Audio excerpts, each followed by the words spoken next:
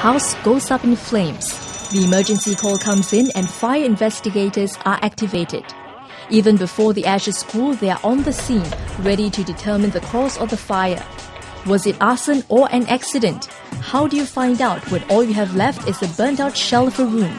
Ever wonder what goes on behind the scenes of a fire investigation? Well, RazorTV is here at the Civil Defence Academy to learn more about the SCDS fire investigation capabilities. The Singapore Civil Defence Forces Fire Investigation Unit is a team of specialist firefighters who find answers in the ashes. In this special series, we bring you an in-depth look of what goes on after the flames go out.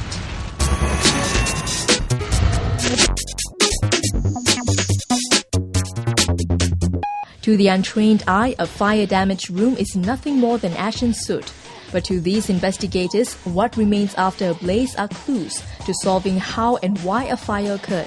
What you see here is the burn remains of a sofa set, which you can actually tell from the burn patterns that the fire actually started in the center portion of the sofa. So in areas where the charring is less severe as compared to areas where the charring is more severe, we know that the fire was burning in that particular area for a longer period of time. It points us in certain directions as to where the fire could have started.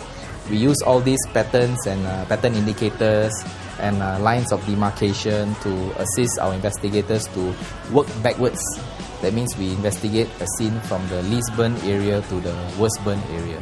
So for example, if you came into this particular room, investigator will not straight away zoom into the sofa that was burned. He will observe whatever the whole room in its entirety to see all the patterns and all the objects and how they were affected by the heat, and then to help him to pinpoint which was the location where the fire started.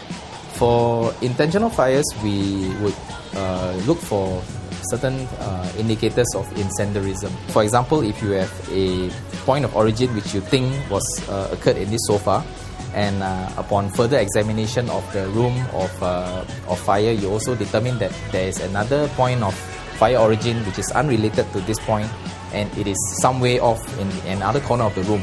That is one example where we have something called a multiple point of fire origin, and that is a very strong sign that the fire was deliberately started and not something which was a natural fire development.